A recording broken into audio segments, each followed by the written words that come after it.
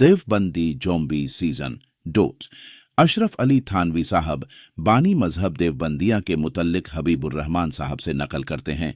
देवबंद के दो उस्ताद मौलाना अहमद हसन अमरोही साहब और मौलाना फख्र उल हसन गंगोही साहब के दरमियान बाहम तनाज़ा झगड़ा हुआ तो मौलाना महमूद उल हसन साहब असल झगड़े में शरीक न होने के बावजूद इस मामले में आए, मगर गैर जानिबदार जो किसी का साथ न दे न रह सके और किसी एक जानिब झुक गए।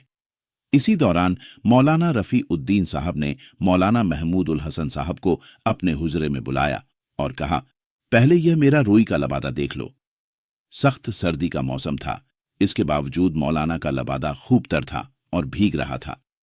फिर मौलाना रफ़ी उद्दीन साहब ने फरमाया, वाक़या ये है कि अभी अभी मौलाना ननौतवी साहब जसद-ए ऊंसुरी जिस्म खाकिया मादी के साथ मेरे पास तशरीफ लाए थे और मेरा तिराह शोर निकल गया, जिससे मैं एकदम पसीना पसीना हो गया और मेरा लबादा तरबतर हो गया, और फरमाया कि महमूद उल हसन से कहो कि वह इस झगड़े में न पड़े। इस पर मौलाना ने तौबा कर ली। इस वाक़या पर अशरफ अली थानवी साहब का तबसरा यह है, यह वाक़या रूह का तमस्सुल था और इसकी दो सूरतें हो सकती हैं। एक यह कि जसद-ए मिसाली था मगर मुशाबह जसद-ए उंसुरी के।